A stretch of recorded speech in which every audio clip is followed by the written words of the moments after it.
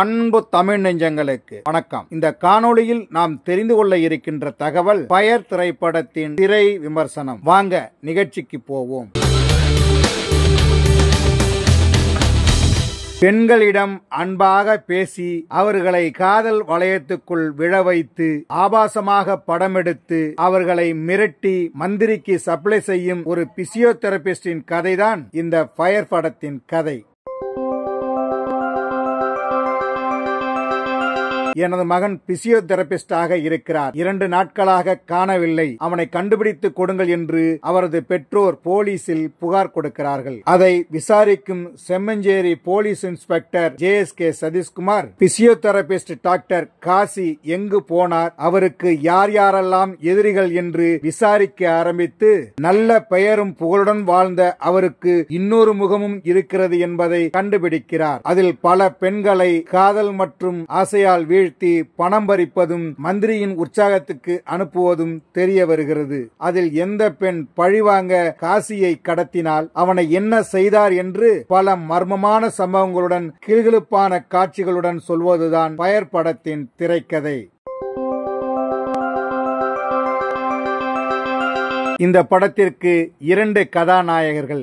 ஒருவர் பிசியோதெரபிஸ்ட் டாக்டராக வரும் பாலாஜி முருகதாஸ், இன்னொருவர் போலீஸ் இன்ஸ்பெக்டராக வரும் JSK சதீஷ். திடகாத்திரமான உடல், பெண்களுக்கு மரியாதை தரும் குணம், அவர்களது கஷ்டங்களில் பங்கெடுக்கும் நல்ல பிசியோதெரபி டாக்டராக முதலில் தெரிகிறார் நாயகன் பாலாஜி முருகதாஸ். ஆரம்பத்தில் அவரது பாத்திரத்திற்கு மரியாதை கிடைக்கிறது. இத்தனை பெண்களை தனது காதல் வலையில் விட வைத்து அவர்களை ஆபாசமாக படமெடுக்கிறார் என்று அறியும் போது அதிர்ச்சியை ஏற்படுத்துகிறது அந்த பாத்திரம். அதை சரியாகவும் நிறைவாகவும் செய்திருக்கிறார் பாலாஜி முருகதாஸ். அவரை ஆரம்ப காட்சியில் ஒரு மர்ம அசாமி அடித்து அவரை தூக்கிச் செல்கிறார். அவரை எப்படி போலீஸ் கண்டுபிடிக்கிறது என்கிற ஆர்வத்தோடு நாம் படத்தை பார்த்தால் அவரை கொன்றாலும் பரவாயில்லை என்கிற உணர்வை ஏற்படுத்துகிறது அந்த பாத்திரம். ஆரம்பத்தில் நல்லவராக தெரிந்தவர் அப்புறம் தீராத விளையாட்டு பிள்ளையை போல் அவரது பாத்திரம் அமைந்திருப்பதால் அதை கோபமாக பார்த்தாலும் ரசிக்கும்படியான காட்சிகள் மூலம் ரசிகர்களை பல இடங்களில் கைதட்ட வைக்கிறார். ஆண்டி ஹீரோவுக்கு எப்போதுமே தமிழில் நல்ல வரவேற்பு கிடைக்கும். அதே போலதான் பாலாஜி முருகதாசுக்கும்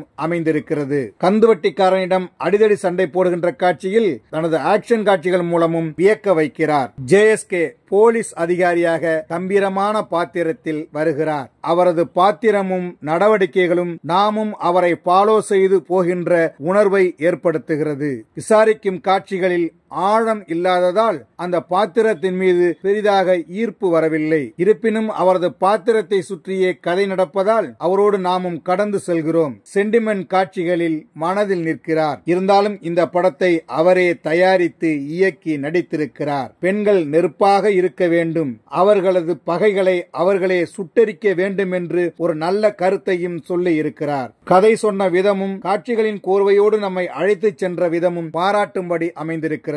கதாநாயகிகளாக சாந்தினி தமிழரசன், சாக்சி அகர்வால், ரச்சிதா மகாலட்சுமி, காயத்ரி ஷான் என நிறைய பேர் நடித்திருக்கிறார்கள். இதில் ரச்சிதா மகாலட்சுமி சென்டிமெண்ட் நடிப்பில் ஸ்கோர் செய்கிறார். அதேபோல சாந்தினி தமிழரசன் அன்பான உருக்கமான காட்சிகளில் தனது சிறப்பான நடிப்பை கொடுத்திருக்கிறார். ஃபிட்டான உடம்பு, கலையான முகம், கவர்ச்சி களத்தில் சாக்சி அகர்வால். அவரது காட்சிகளை ரசிகர்கள் ரசிக்கும் அளவுக்கு இயக்குனர் படமாக்கியிருக்கிறார். அதனால் அவரை நன்றாக ரசிக்கிறார்கள்.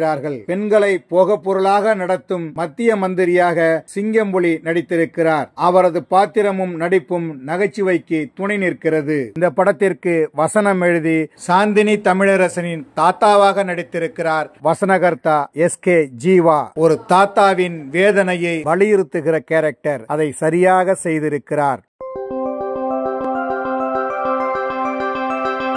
கதையோடு பயணித்திருக்கிறார் ஒளிப்பதிவாளர் சதீஷ் ஜி. ஒரு கிரைம் த்ரில்லர் படத்திற்கு தேவையான காட்சிகளை கொடுத்து தனது திறமையை நிரூபித்திருக்கிறார். பாடல் காட்சிகளிலும் பின்னணி இசையிலும் மனதை கவர்கிறார் இசையமைப்பாளர் DK.